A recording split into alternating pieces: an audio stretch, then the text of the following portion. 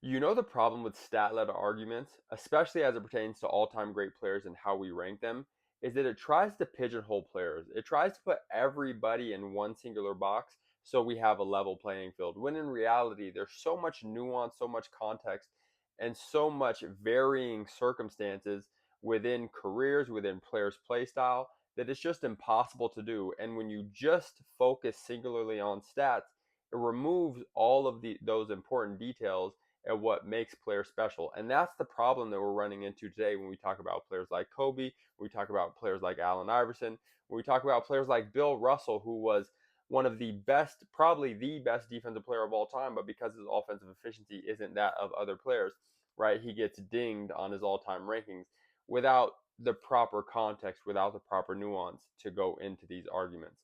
That is why it's so important to be able to watch these games, analyze these games, and understand how, when, and where a player is having impact outside of just the stat sheet.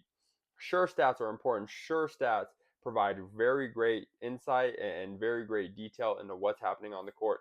But when you take that as the sole reason for something or why this guy's better than that guy, you just lose me. You lose me as a guy who's been watching the game for as long as I have with the understanding of the game the way that I have it.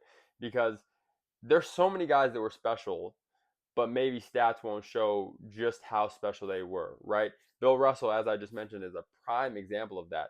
An elite level winner, the best winner to ever play the game, right? Kobe Bryant is a perfect example of that. Elite level winner, one of the best two-way players to ever play the game, a special offensive force, but because he played in the most defensively tough era with the slowest pacing ever, he gets dinged because his efficiency isn't that of guys who are playing in the most open spaced NBA ever.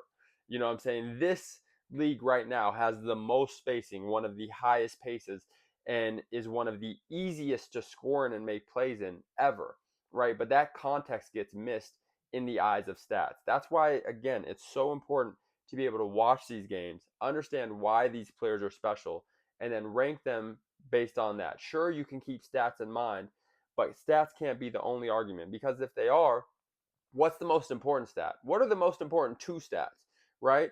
Winning and scoring.